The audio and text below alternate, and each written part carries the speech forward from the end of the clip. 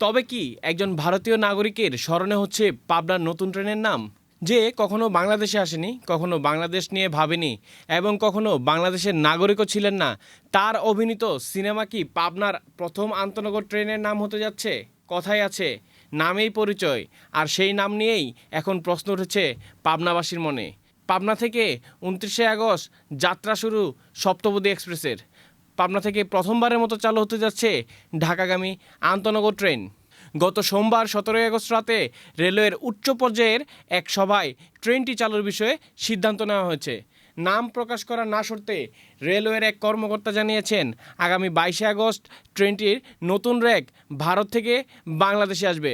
সব কিছু ঠিক থাকলে আগামী 29শে আগস্ট থেকে ট্রেনটি ঢাকার উদ্দেশ্যে যাত্রা শুরু করবে। ট্রেনের নাম নিয়ে শুরু থেকেই ছিল নানা আলোচনা।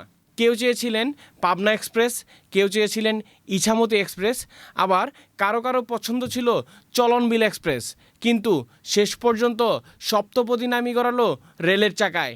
রেলওয়ের এক উচ্চ পর্যায়ের কর্মকর্তা জানান, পাবনা মহানায়িকা সুচিত্রা সেনের জন্মস্থান, আর সেই সূত্রেই 1961 সালে উত্তম কুমার ও সুচিত্রা সেন অভিনীত কালজয়ী সিনেমার সপ্তপদীর নাম অনুসারে এই নতুন ট্রেনের নামকরণ করা হয়েছে।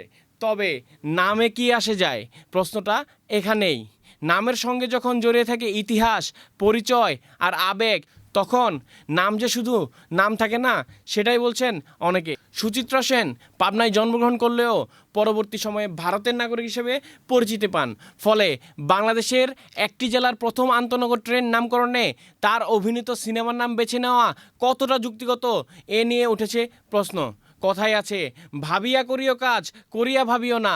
পাবনার প্রথম আন্তনগর ট্রেনের নাম যখন দীর্ঘদিনের স্মৃতি হয়ে থাকবে, তখন নামটি নিয়ে আরেকটু ভাবা যেত কিনা, এমন প্রশ্নও তুলছেন অনেকে। ট্রেনটিতে থাকবে মোট 11টি কোচ, এর মধ্যে একটি এসি বার্থ এবং 2টি এসি চেয়ার কার সহ অন্যান্য কোচ থাকবে। প্রতিদিন প্রায় 2000 মানুষ এই ট্রেনে ঢাকার উদ্দেশ্যে ভ্রমণ করতে পারবেন।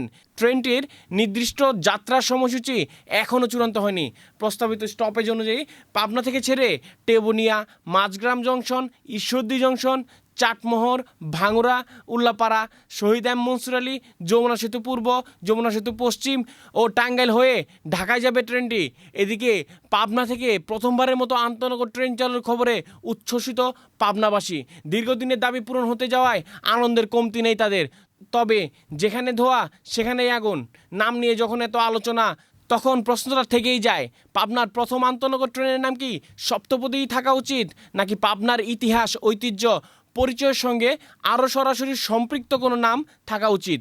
আপনার মতামত কি?